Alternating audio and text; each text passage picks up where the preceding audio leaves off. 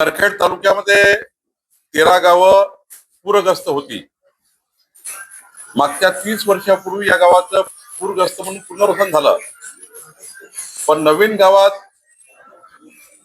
लोक शिफ्ट झाल्यावर नागरी सुविधा नव्हत्या. मी माननीय मुख्यमंत्री देवेंद्र फडणवीसजींचं आभार मानतो आणि आमचे आमदार चरण ठाकूरजी यांचेही अभिनंदन करतो. त्यांनी माझ्याकडे बैठक लावून या 13 गावाच्या नागरी सुविधा करता 32 कोटी रुपये मदत पुनर्वसन विभागाकडे दिले.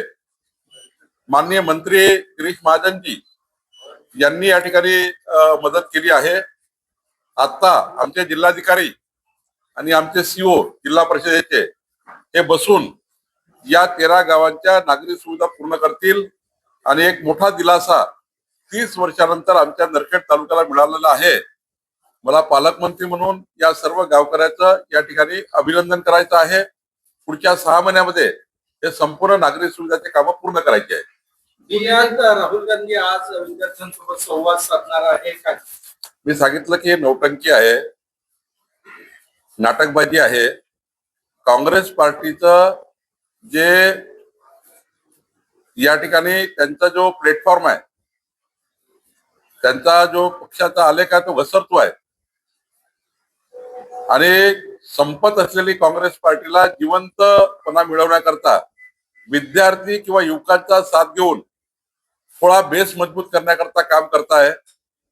खरं तर हे राजकीय उद्देशाने केलेलं, युवकांना दिशाभूल करून राजकीय उद्देश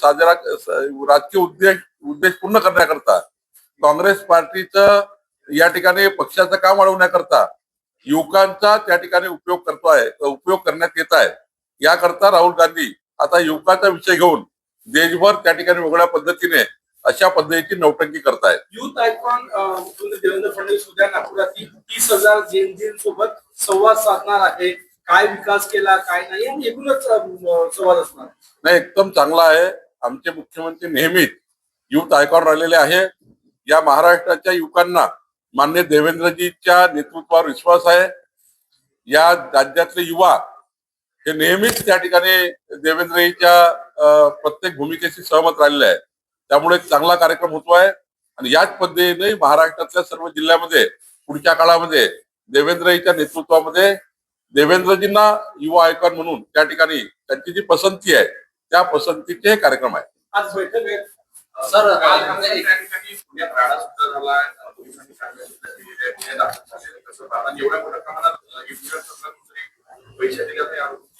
काय होत आहे की काँग्रेस पार्टी युवकांना या पद्धतीने आंदोलनामध्ये आणताय की काहीतरी लाठीमार करावा, काहीतरी त्या ठिकाणी एखादं अशी घटना व्हावी ज्यातनं आपल्याला युवकाची सहानुभूती मिळेल. युवकाचं त्या ठिकाणी आपल्या पक्षाच्या बाजूने त्यांचं मत वळेल याकरता काही आंदोलन करणे, काही त्या ठिकाणी चिथावणी भाषण करणे, युवकांना चिथावणी देण्याकरता भडकवणे, पक्षीय राजकारण करून युवकांचे माथे फिरवण्याचं काम काँग्रेस पार्टी करताय. सर, एक प्रश्न असा आहे, अमरावती जिल्ह्यामध्ये नवनीत राणा या रील्स बनवतात वेगवेगळ्या आणि अप्रत्यक्षपणे टीका करताय. राष्ट्रीय कार्यकारिणीमध्ये त्यांचं नाव असल्यामुळे त्यांचे कार्यकर्ते नाराज आहे. राज्यसभेत सुद्धा त्यांची करणी लागली नाही. तुमच्या दौऱ्यात सुद्धा त्या काल नव्हत्या आणि यापूर्वी त्या फारशा भाजपच्या जवळ दिसत नाही अशी ही कोरड होते आहे. तुम्ही कालच्या माझ्या दौऱ्यामध्ये केवळ माझा महामित्रांच्या एक राष्ट्रीय आमचं असोसिएशन आहे, इंजिनियर असोसिएशन राष्ट्रीय लेवलचं, त्या कार्यक्रमात मी एकटाच त्या ठिकाणी निमंत्रित होतो. त्यामुळे कालच्या दौऱ्याचा काही संदर्भ नव्हता. पण मला वाटत नाही की नवनीत राणा जी काही पक्षाच्या भूमिकेवर नाराज आहे. त्यांनी तर मिळालेली लोकसभा राज्यसभा सोडली आहे. त्यांना तर राष्ट्रवादी मधून ऑफर दिली होती, राष्ट्रवादीमध्ये तुम्ही अजित पवार गटामध्ये राज्यसभा लढा. पण त्यांनी पक्षाच्या ज्या भूमिका त्यांनी स्वीकारल्या आहेत, हिंदुत्ववादी भूमिका स्वीकारलेल्या आहे. एक युवा खासदार म्हणून त्यांनी केलेलं काम आहे आणि म्हणून त्यांनी या ठिकाणी आपली भूमिका स्पष्ट मांडलेली आहे की त्यांचं संपूर्ण जीवन हे भारतीय जनता पार्टी आणि भारतीय जनता पार्टीसाठी असणार आहे आणि त्यामुळे कुठल्याही प्रकारचा संभ्रम निर्माण करण्याची गरज नाही. 26 तारखेला माहितीचे सगळे आमदार मंत्री नाही, असं काही नाही, असं काही नाही. डीएनए संदर्भामध्ये काही शेतकरी परवाच्या दिवशी जिल्हाधिकारी कार्यालयात आले होते. 6,700 एकर जमीन जी डीएनए डिफेन्स न्यूक्लिअर एरोस्पेस साठी घेतली जाणार आहे. संत्रा उत्पादक शेतकऱ्यांची जमीन घेऊ नका. तर पालकमंत्री म्हणून काय तुम्ही मधला मार्ग काढणार? पार्श्वनी नरखेड पार्श्वनी तालुक्यातल्या शेतकऱ्यांची सुपीक जमीन घेऊ नये असा शेतकऱ्याचा आक्रोश आहे. 3-4 शेतकरी मला भेटलेले आहे. आपण प्रयत्न करतोय की शेतकऱ्यामध्ये काही जर त्यांचा गैरसमज असेल तर दूर करू. तिथले आमदार आशिष जयस्वाल त्याच्याही चर्चा करतात आहे. त्या उपर जर शेतकऱ्याचा खूप विरोध असेल आणि सुपीक जमिनी त्या ठिकाणी MIDC मध्ये जात असेल तर निश्चितपणे यामध्ये आम्ही इंटरव्हेन्शन करू आणि त्यातला काय मार्ग काढता तो काढू. रेती आणि मुरुम आणि मातीवर शेतकऱ्यांना रॉयल्टी लागणार नाही. ट्रॅक्टरही कारवाईतून मुक्त केलेला आहे. मोठा निर्णय शेतकऱ्यांना दिला. महाराष्ट्राच्या संपूर्ण शेतकऱ्याकरता अत्यंत चांगला निर्णय आहे जो महसूल खात्याने घेतला आहे की राज्यातल्या शेतकऱ्यांना त्यांच्या शेतीचं सपाटीकरण करायचं असेल, लेवलिंग करायची असेल, पडीत जमीन शेती उपयोगी करायची असेल, पडीत जमिनीमध्ये पीक पाणी घ्यायचं असेल तर त्याला लेवलिंग करावं लागतं, त्याला माती लागतं, थोडं त्या ठिकाणी बेस तयार करावा लागतो. त्याकरता त्यांना माती लागतं आणि मग माती आणली की मग आमचे अधिकारी त्यांच्याकडे रॉयल्टी घेतात, त्यांचे गुन्हे दाखल करतात.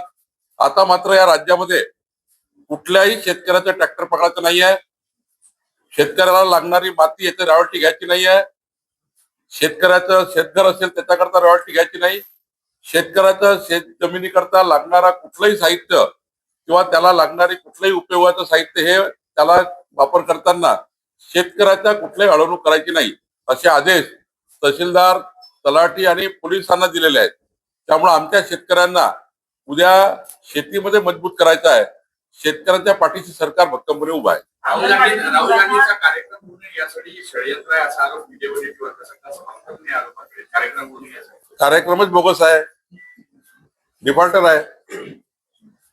युवकांना राजकारणाचं बळी करताय, पक्षीय कार्यक्रम घेत आहे.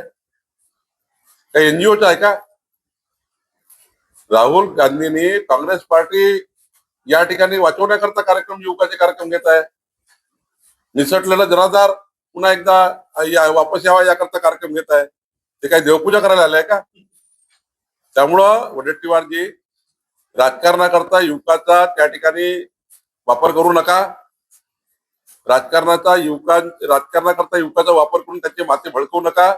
आज युवकांना या देशाचे संस्कार, विरासत, संस्कृती आणि तंत्रज्ञान, विज्ञान आधुनिकीकरणात पुढे न्यायचं आहे. विकसित भारताचे नागरिक आहेत, त्यांना खरी दिशा मिळाली पाहिजे. राजकारणाकरता युवकाचा वापर झाला नाही पाहिजे, याच्याकरता आमची भूमिका आहे. अंगणवाडीतील मुलांना देण्यात येणारे साहित्य गरजेचं असल्याचे अहवाल समोर आलेला आहे. मग करतील ना कारवाई. असं आहे, जर चुकीचं असेल, खोटं असेल तर कारवाई होईल. आम्ही कुणीच त्यामध्ये मध्यस्थी करणार नाही. जर तुम्हाला विद्यार्थ्यांना